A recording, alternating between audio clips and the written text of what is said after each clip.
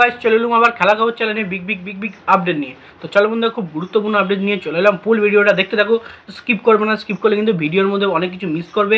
এবং এই খেলা খবর চ্যানেলে যারা নতুন আছে অবশ্যই এই খেলা খবর চ্যানেলটাকে সাবস্ক্রাইব করে পাশে থাকো এবং পাশে থাকা বেল আইকন ঘন্টাটাকে ঢং করে বাজিয়ে দাও। আর বেশি বেশি লাইক এবং কমেন্ট করে দাও যাতে মোটিভেট হয় তোমাদের এই খেলার খবরে ফার্স্ট আপডেট আমি দিতে পারি।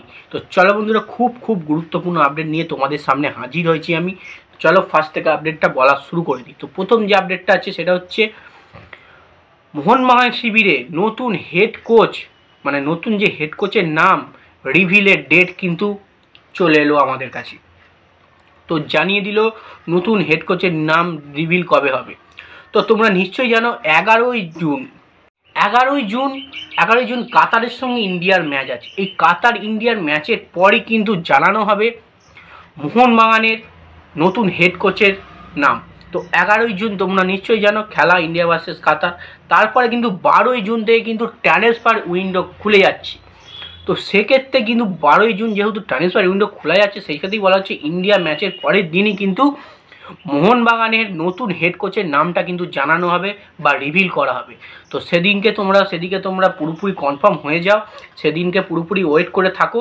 সকাল থেকে সন্ধ্যে অবধি আপডেট আসবে মোহনবাগান শিবিরের নতুন সেরা হেড কোচটা কে হতে চলেছে এবং নতুন কোনো বিদেশি প্লেয়ারের কিন্তু নাম রিভিল হবে, যে কোন বিদেশিকে কিন্তু টার্গেট করে রেখেছে মোহনবাগান ম্যানেজমেন্ট, সেটাও কিন্তু তোমরা জানতে পারবে।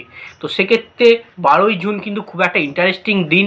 সেদিন কিন্তু তোমরা অনেক কিছুই মোহনবাগানের বিষয়ে জানতে পেরে যাবে এবং প্রথম আপডেট আমাদের কাছে এলেই তোমাদের ফার্স্ট আপডেট আমরা দিয়ে দেবো যে মোহনবাগান টিমের নতুন হেড কোচ কে হচ্ছে, তার নাম কি এবং কোথাকার কোচ, সেটা কিন্তু পুরোপুরি তোমরা জানতে পারবে।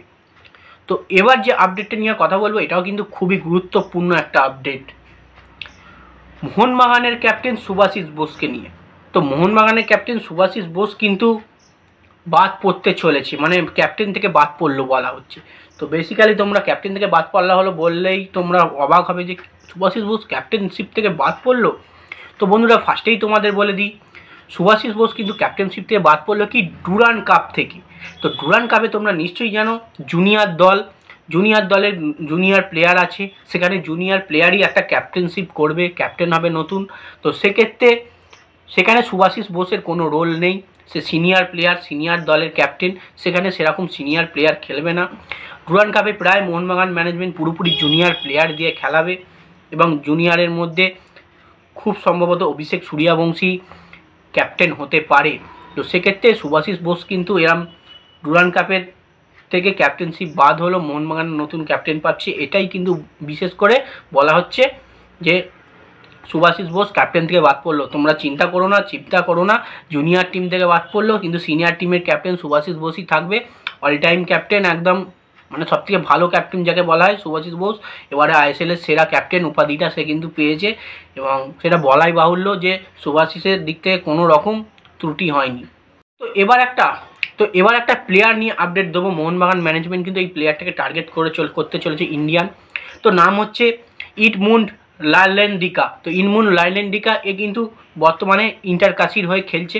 এই প্লেয়ারটাই কিন্তু মোহনবাগান ম্যানেজমেন্ট টার্গেট করেছে।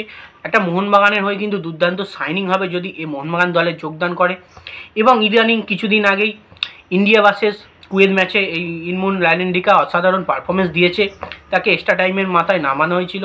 তো সে কিন্তু প্রায় 10 থেকে 15 মিনিট টাইম পেয়েছিল, সেটুকুর মধ্যেই সে কিন্তু ইন্ডিয়াকে গোল করে জেতানোর চেষ্টা করেছে। অসাধারণ একটা মানে লড়াই করেছে খেলতে এসে এবং দলকে জেতানোর চেষ্টা করেছে, তাও সে ব্যর্থ। তাও কিন্তু সে অসাধারণ একটা প্লেয়ার, তার চোরা গতি আছে।